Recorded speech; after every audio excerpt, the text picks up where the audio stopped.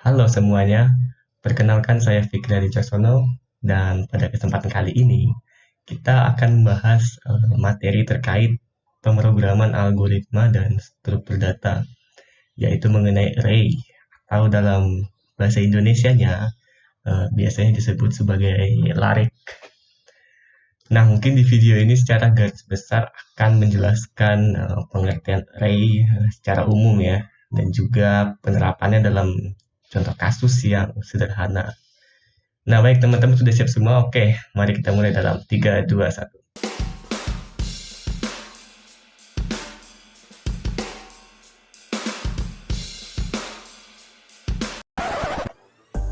Enggak ya, enggak ada intro ya. Nah, jadi langsung saja.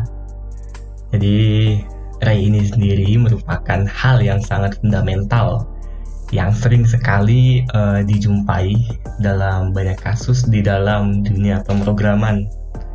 Nah, oleh karena itu, sebagai seorang programmer yang baik, tentunya harus benar-benar dapat menguasai konsep dari array ini sendiri.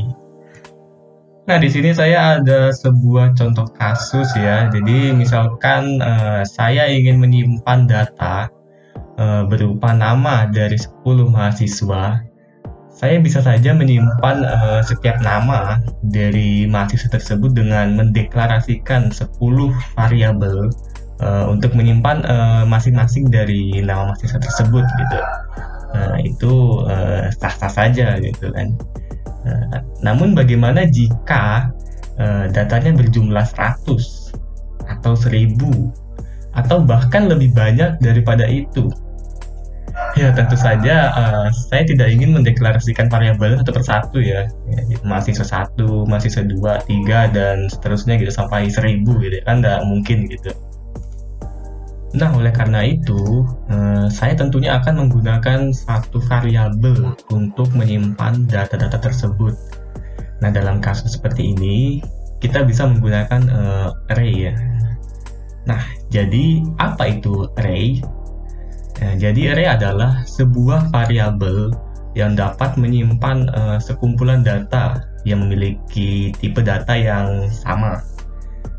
Di mana elemen-elemen yang berada pada array tersebut dapat diakses berdasarkan indeksnya. Nah, indeks array sendiri biasanya tuh dimulai dari indeks 0 gitu ya.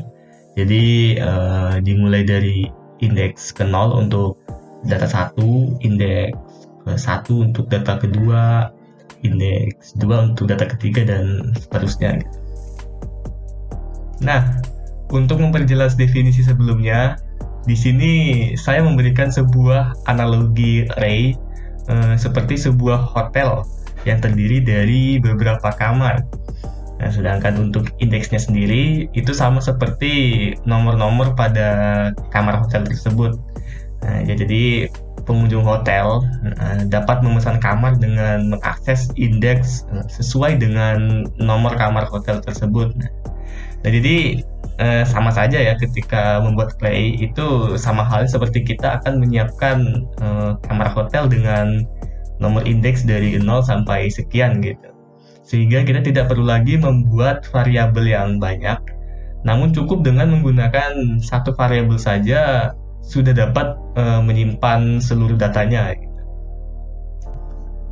Nah, jadi jika contoh sebelumnya kita tuliskan ke dalam format algoritma, maka bisa kita tuliskan contohnya sebagai berikut. Pertama-tama, kita deklarasikan terlebih dahulu variabel array-nya. Nah, di sini saya menggunakan variabel dengan nama hotel dengan panjang array yaitu 6.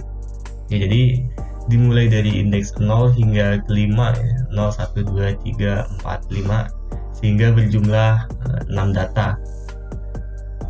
Nah, kemudian kita set setiap data dengan tipe data string ya, karena nantinya masing-masing dari data tersebut akan kita isi oleh nama para pengunjung atau pemesan kamar hotel. Nah, berikutnya adalah kita bisa isi setiap indeks array dengan men-set masing-masing indeksnya. Ya, seperti ini. Di mana angka-angka di dalam kurung siku tersebut menunjukkan indeks atau nomor kamar hotel gitu ya, jika kita kembali ke contoh sebelumnya itu. Nah, kemudian indeks-indeks tersebut kita isi atau input datanya berupa nama data pengunjung hotel ya, yang telah memesan kamar sebelumnya. Jadi dari indeks ke-0 hingga indeks ke-5 bisa kita tuliskan seperti ini.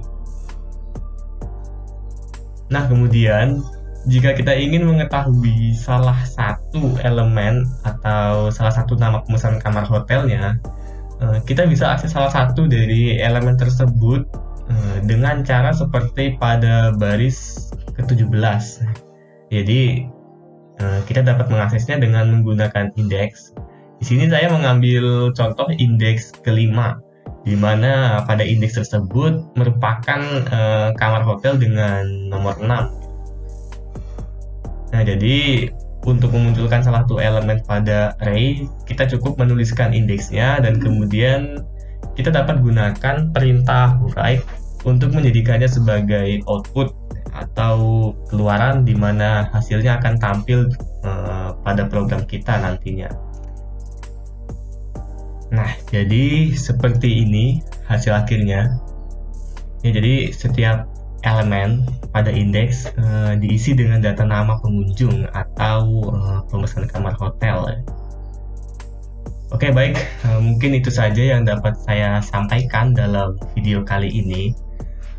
Masih banyak sebenarnya materi mengenai array yang tidak dapat disampaikan melalui video ini karena durasi yang terbatas.